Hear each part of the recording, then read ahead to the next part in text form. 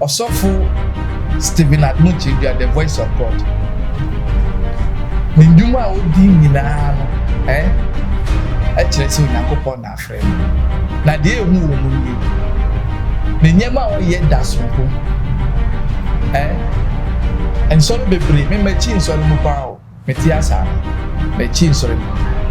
Meyɛ engineer, sound engineer. Me sisi na me repair na me no so me ni asofo bebree ayɛ adwuma. Enti me kan no kre akyɛw sɛ papa no yɛsi nso amumu nyinaa hwɛ no. Me nkɔ no wɔda, me ntumi na nsi wɔda. Me nkɔ wɔda. Me nim si dɛ ɔtisiti TV so ɛna me di hu no. Na magine dia to the extent say obi kan ho asɛm na asɛm no ɔka no. Me hu sɛ taso because the dada on my ye hu 2018 kra ye hu ni ye no. Na nye mabɔne e kɔso na nya asɛm to a ɛna bebia tide who stadium Ghana bebia bebia kodi because of Adom Kyei Duah. Me na me ka me kyerɛ.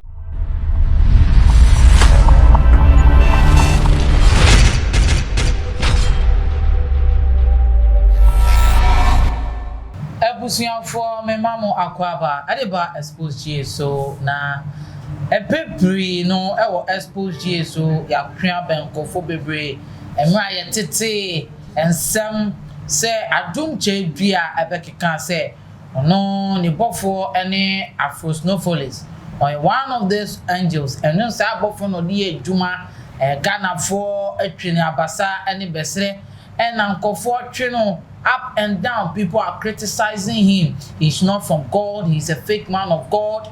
Na ye won your ye so for papa e Ghana hada.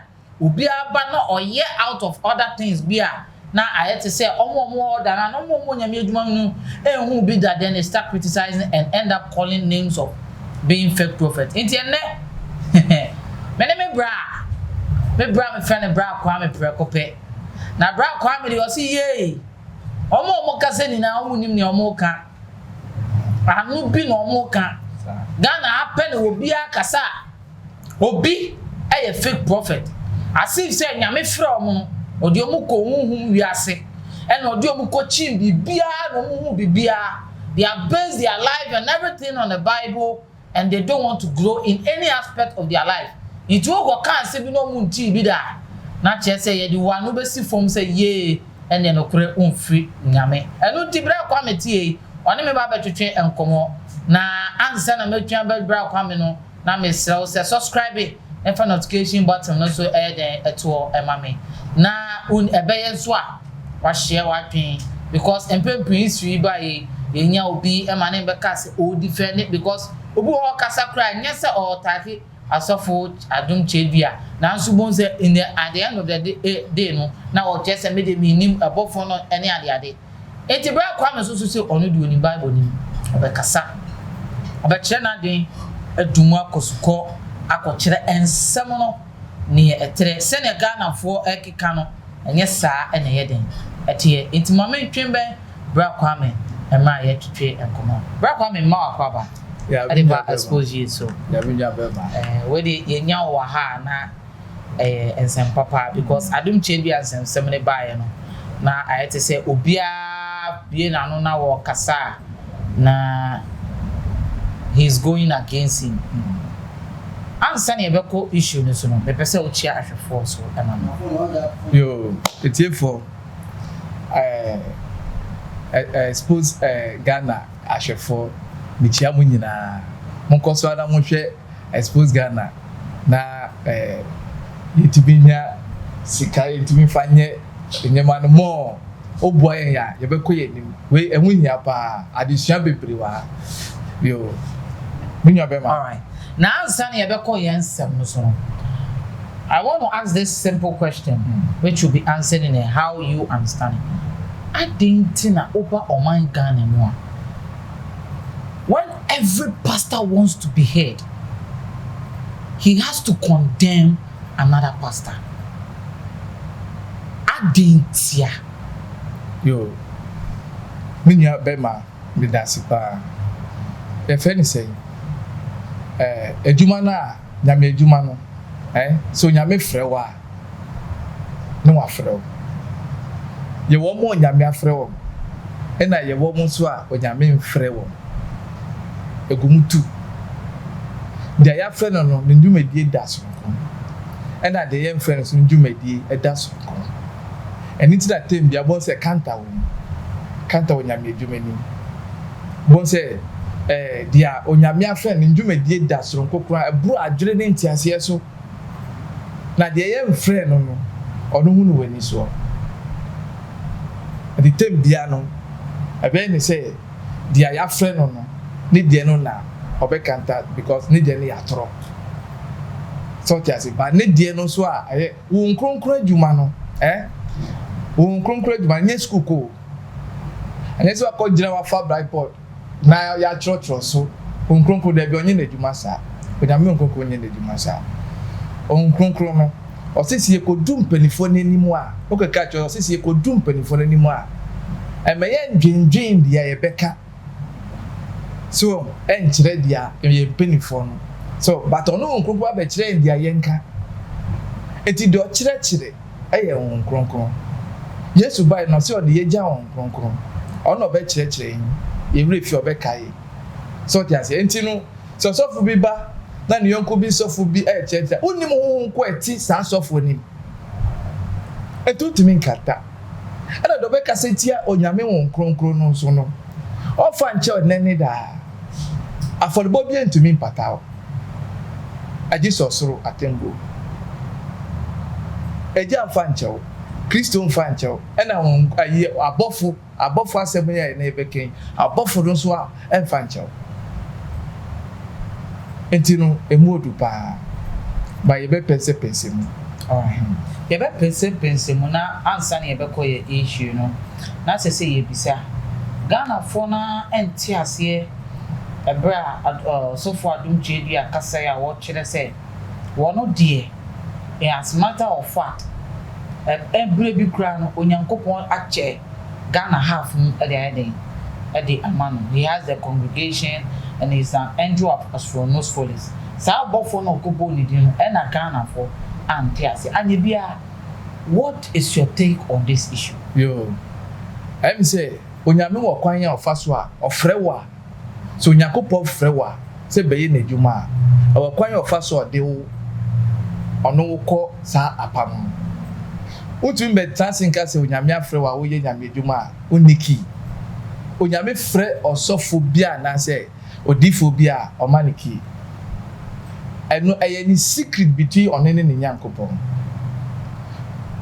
osofo do ja no anaso odifo do ja ono na dwuma na oba bɛyɛ nyɛ ono no ye o ɛyɛ kronkron no fa ne mu ɛyɛ nyankopɔn dwuma ɛnyɛ ono ankasa eti the moment obegyina puppet ne so na ɔkasa men dream say ono no dia okay bia no efiri na adwemu na ɔde ka ne keke ɛyɛ wo nkronkron na ɔyɛ ne dwuma onkoko tumi ye mistake abem onkoko betu ama wo why mistake nipa ni so no ombehu say mistake but na nkronkron no na ye nyansade ma onyame nkronkron onim de oyeye Elijah eto no so okohye nkom onyame na omane kohye sam kom no enso edu bebi sa nkom no feli no nkom hye ben sa no okohye ye fe no say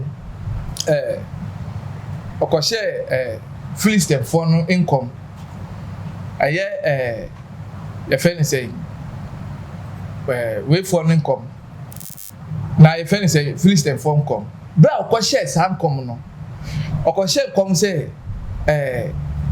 ombekọ akụ na akụ no so omukọ akụ na ombedi nkunim onyakopọ na ekire onu sa but bra akohye sam kom no nkom ni feliye eti me kire se onyankopon a oye na ade no otumi sisaye na ade anytime dia nanso nanse asofo hye nkom a na ambemu a ese onyankopon hye nkom endi atro enti Elijah hye nkom odi atro na Elijah onfi nyame ana ofri nyame ana me kire se onkonkro tumi ade na yo obi a obodam for wabodam a onam wo unum se onyame betu afọ obodam fo nma ye bibi sonko kra me babo di pardon adwene ne ntia so bodamfo a wabodam no ye saade onyame tumi ade nyinaa ye onyakopon no o say our God is the spirit, so we should worship the spirit and truth.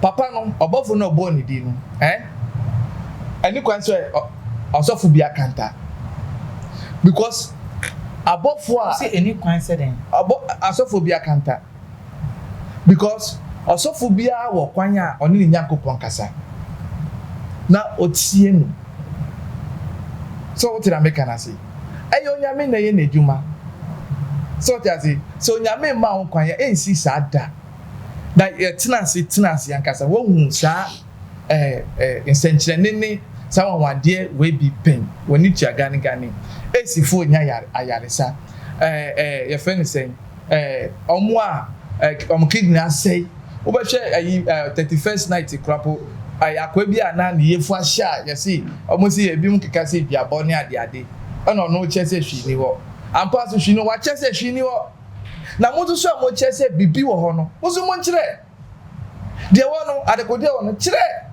ono so se hwi ni wo no ono wo gina so wo chese hwi ni wo ba yale saba ahoto ba nkrofo mo ni ngie mo ni gi wo ya dia ka obi be boka aye kedi feli obe boka enye easy o kedi yale enye easy minimum ma kedi ku omo omo ye do ma hospital omo nya so mo ewu na wa bada se obi e wo kedi problem na se no ho to na kra adena yendi nechi nkofo se problem omo wo on that issue ne say so ono esi hwi edi wa hwi ni wonu de nti na wo ton nyoma e wo na so redeem so o de sayare bibi ni wa de nti e na wo ton ade e de sa nkofo mo yare eni ade e wo na so redeem de nti na wo se hwi eni mo yo medasi se owo ba na oba ni so a afi no ba benyi nti otiti ru de nyamapa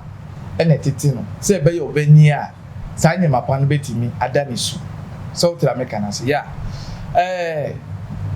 obi ni bu nyame na obanyame mu a oye baby enti no obi oye baby no ye nkyere no ye mfa nyame bi sa nkyere ne se bibi beye bi wo ho bosom bi wo ho sa nyama no wo ho wo kwa mfa nkyere no wakojo she tira kwampo na wai dey wehu eni ehu a enye tan so tiasi odi enyamapa na hye na adwemu na saa nyamapa na timi enyi e wa adwenim na de mfaso pae dey aba eti okasi hwini wa me de me ne ya adwene say hwini wa mpa because me mecho say bosum bi wo ho beye bo na de ekọ asum kọ adwene mu no ekope eka enu na odi benyi eti de yede tete wo no enu na na odi enyi a odi tu a odi busebusa me ye kire wo kro no a aka na bia wo bokro no so tiasi eti so se hwini wo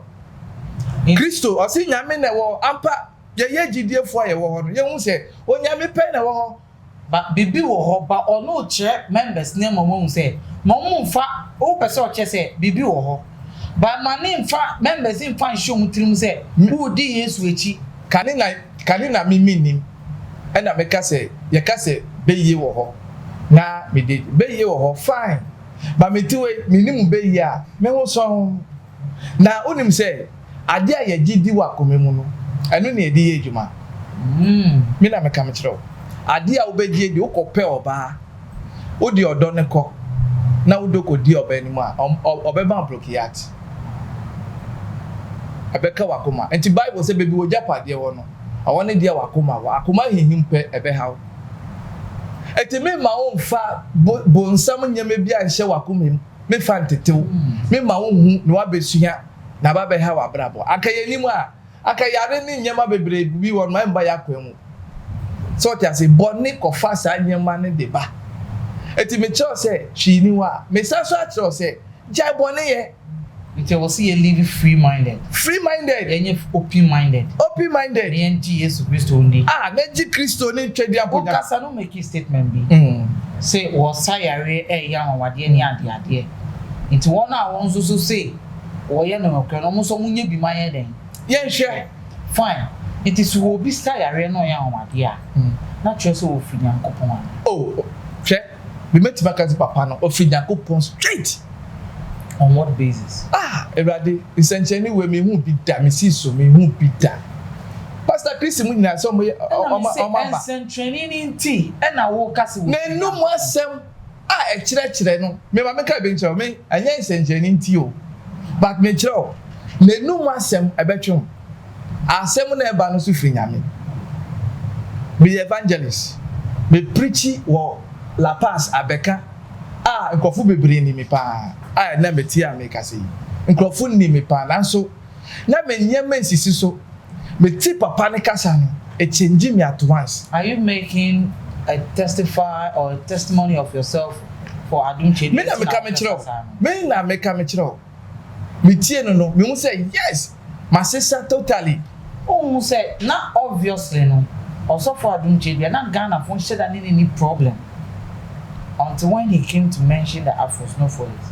And then I'm on cover me on and say any papa or the bibi and the air na adwuma. Yo.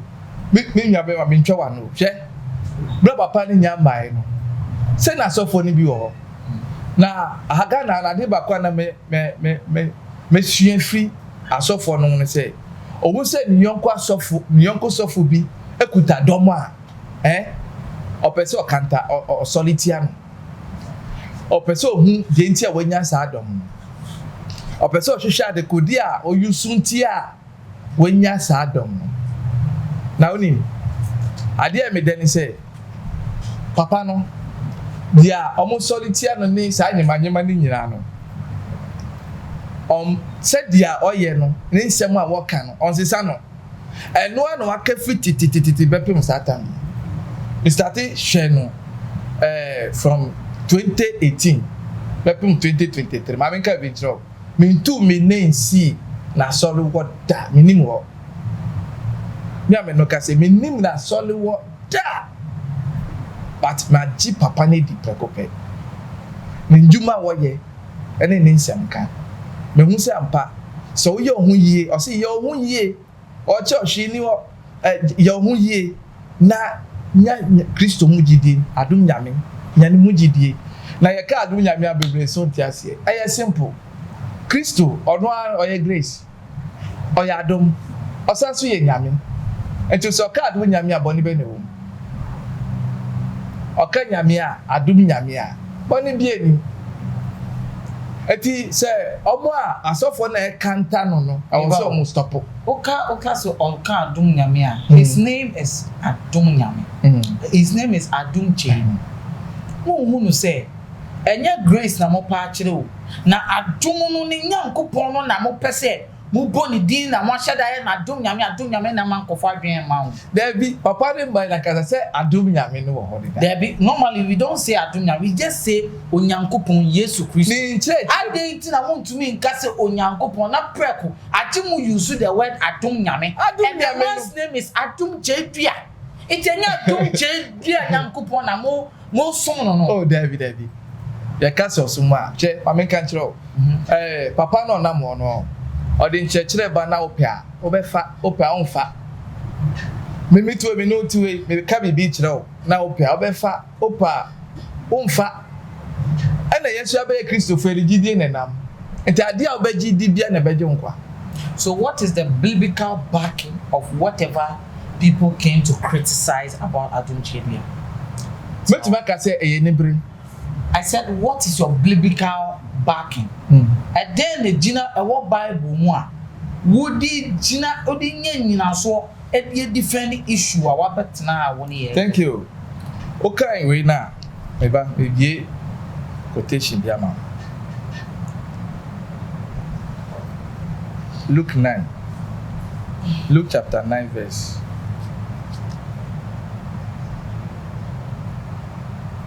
Chapter 9 verse 20. The Bible name Fana. I prefer. And I own your backings near. I shall for show. I was told to me back in the mind. Miss. You will suit here. Miss. T. Or see. Luke chapter what? Luke chapter 9 verse 26.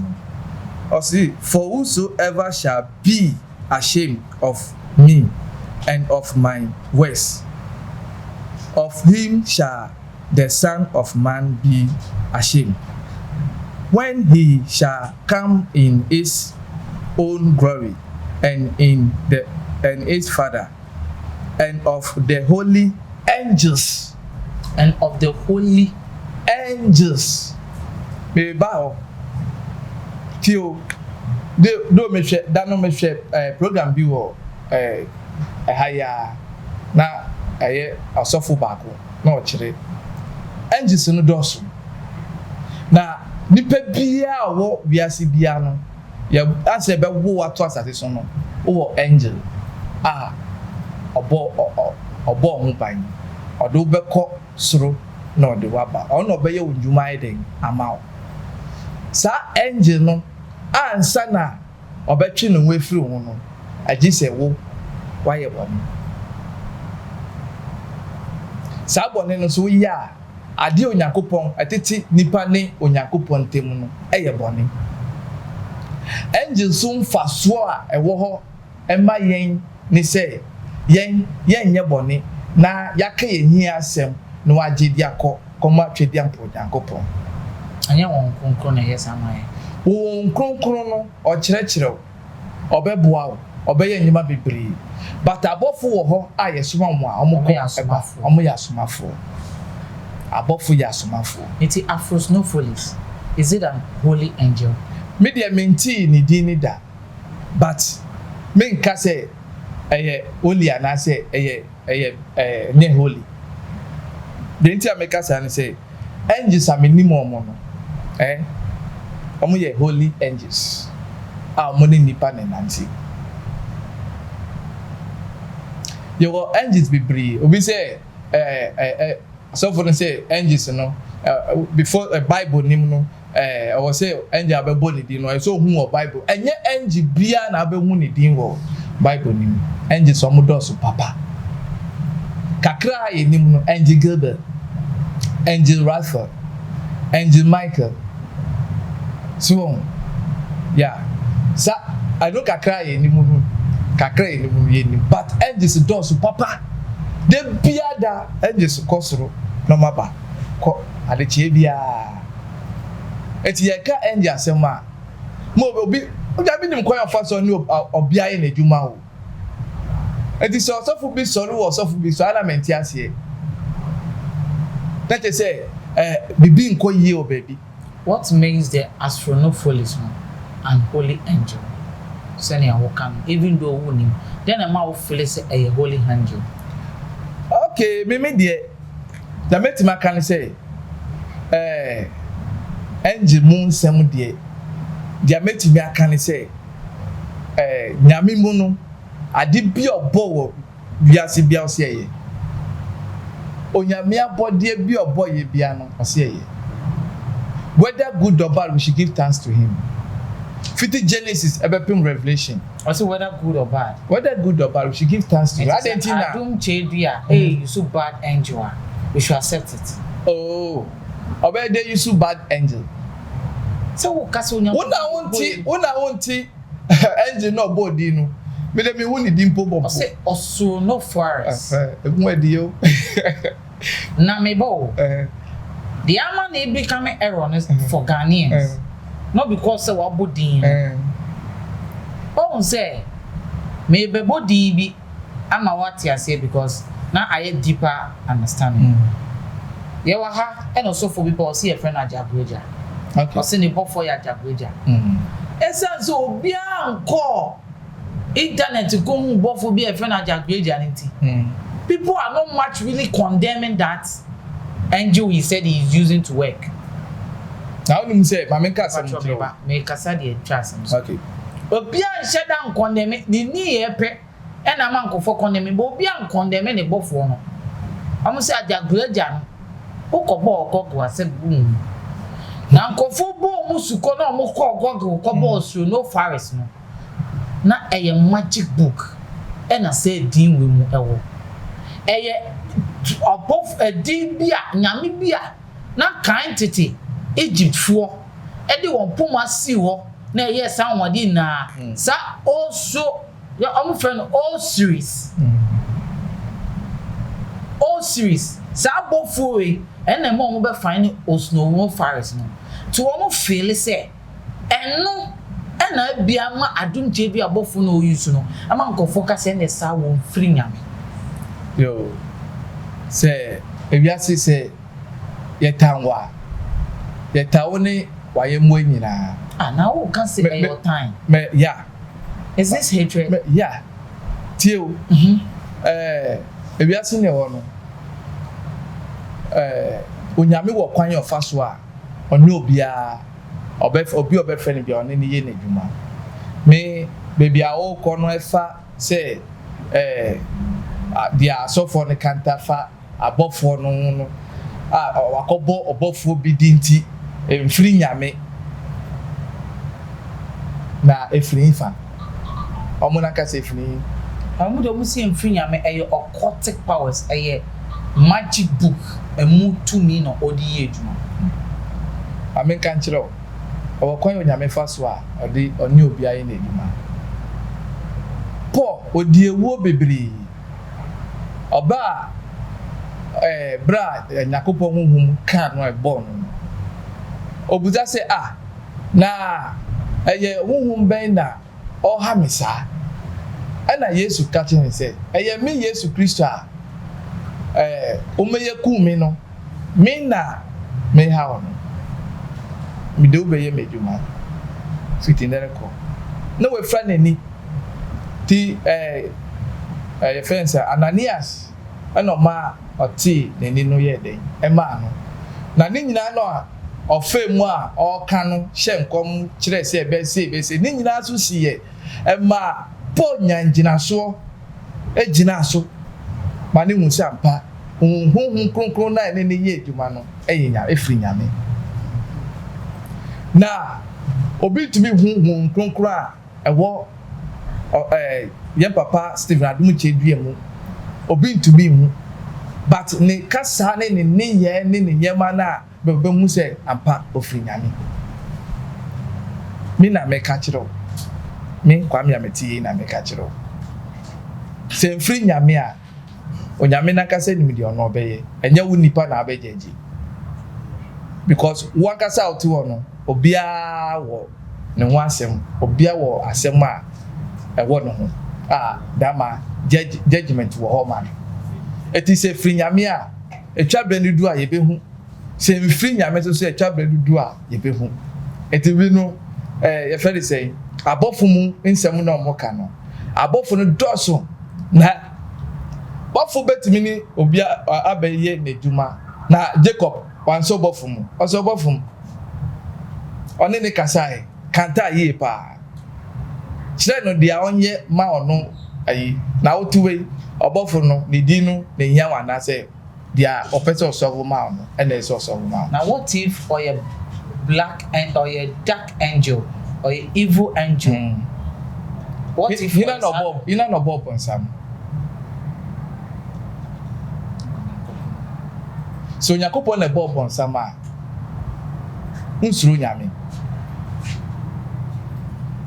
onyame tumi ade nyinaa ye tumi nyinaa wo nyame ase eye na bode ono ano yusu na de jo nyankopon tumi yusu bonsam ono ano yusu na de o ma bonsam kwan e ma ne tumi ye de o so ye bonsam so jo hwe ya bonsam nyankopon tumi ba na kwan tumi ya so wo kase then that means right now upon the justification you are making then that means obofo na Adom Kyei Duah use no emfiri nyame ba wo kase o efiri nyame ebo na ade ni nenti o ma ya fele se yemfa obofo no sa even though wo mfiri nyame mesi ofiri nyame then e ma ni firi nyame ai na make sure say abode nyina efiri nyame enti wo ho kwan se otumi yusu na ade nyina nti oti obe yusu mame otatumi obe yusu mame otatumi ne firi papa ise hwi ni wo me beka se mame otatefiri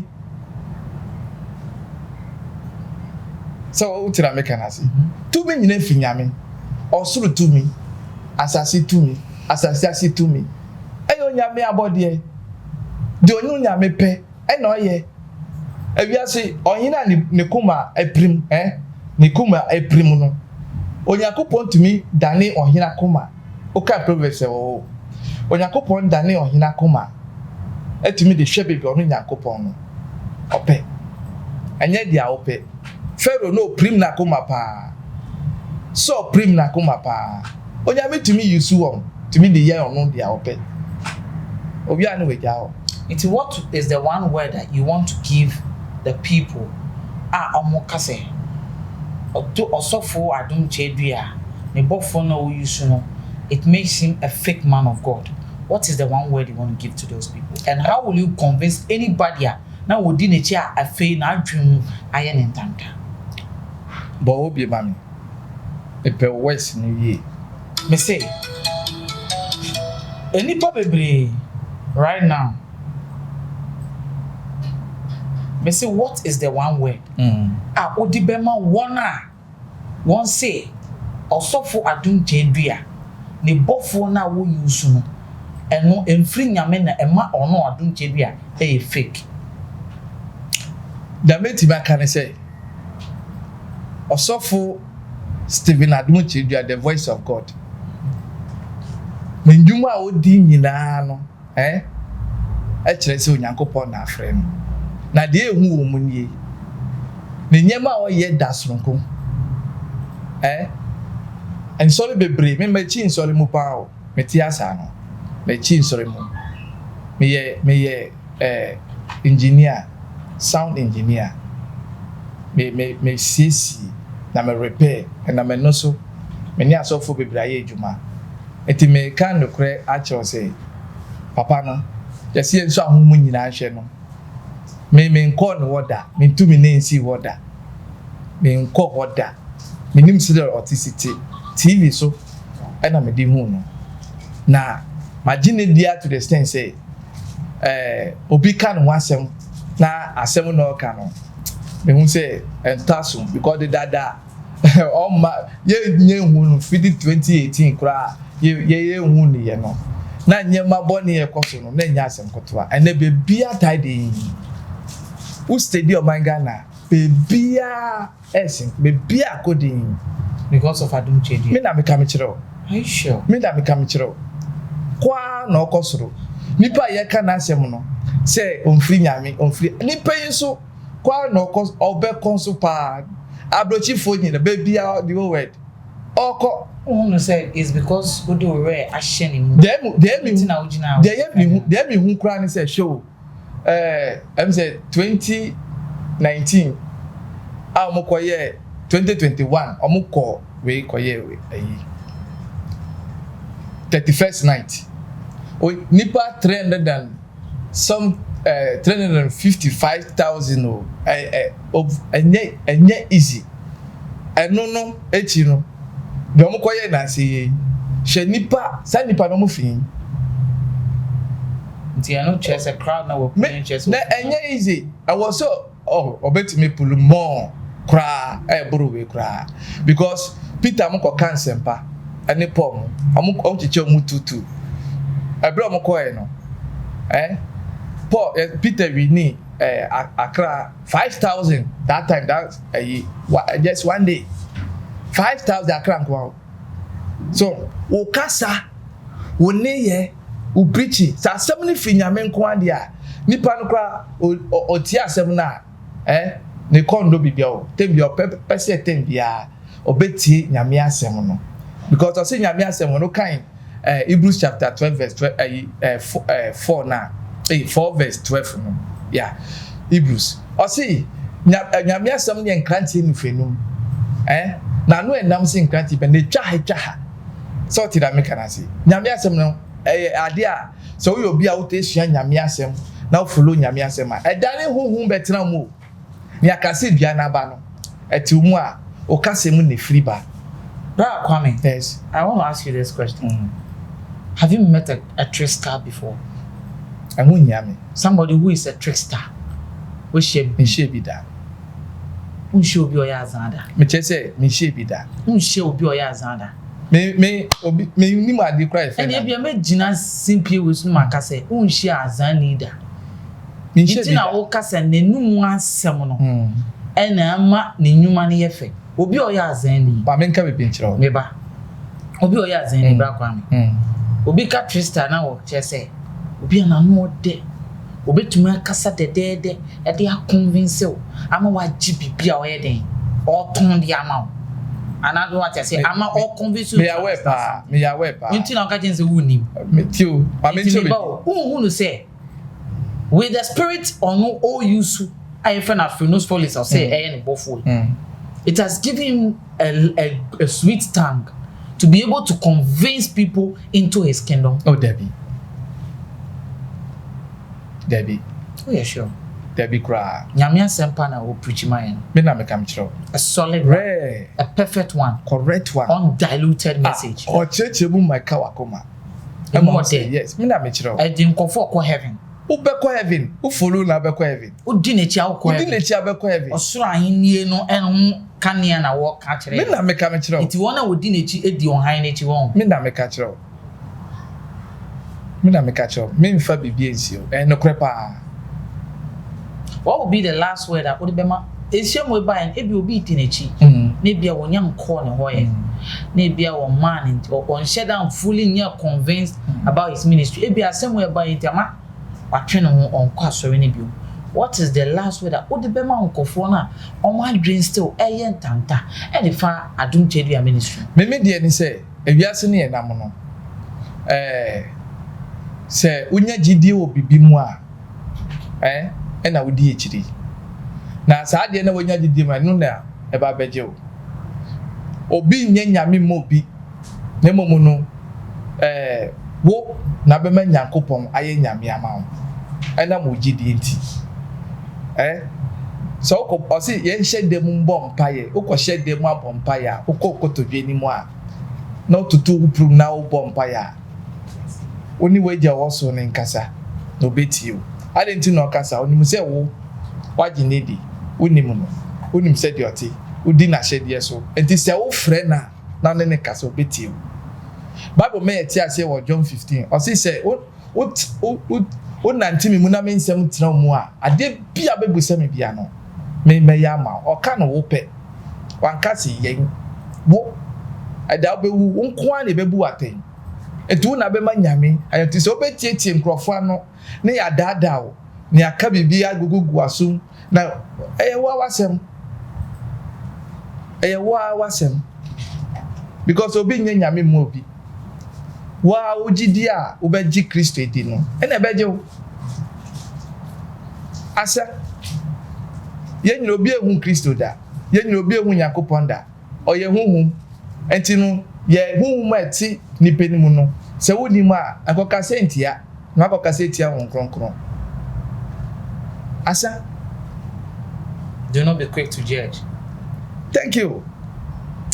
I was here for Xposed. Bra Kwame akasa ensem enode abeto, and it has become the issue of Adom Kyei Duah and ensema abetwemu bia ekọ na otenase na ohwe social media as will be sorry they have condemned that man or in the name of a name that he once mentioned.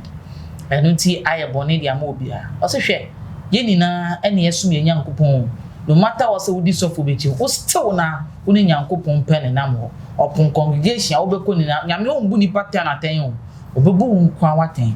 Don't let anybody convince you or no na mo himself the words that the man is preaching on is the truth word of God or no on 29 po ensi asori woda na so nko unto asori by the words of this man it's genuine and true. He's doing miraculous things. And just because say ebia samai and sema working ebi munu ntumi nya na eduma nti ena ma omo pese omo ho ade so they are bantering him eji abaya Ghana fo ntuma osofo bia sore na wo ye eduma na emfata obi mu ntumi nya bia they want to counter him and condemn him aya ade a etwa esa ewo Ghana me twa bebra kwame ama ode the last word ato or the last word etoa na ye de yensem ni na aba ewie bra kwame fa o last word ema ahwefo so say on issues about ni I quick to get even not with Adom Kyei Duah and how we should live our life as Christians. What is your last message for us?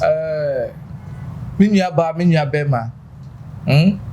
A wutie Xposed Ghana. Tie ni ye pa. Ene wi emnemu na ye wo no. Wan hwe ni ya. Unemu sa one day pe ni wawu na ukọ. Na budasi wo na wu no. Wu a wo kwa infa. Nsenkyereni de ebetwemu o. Na so nyame asem de ebetina woda.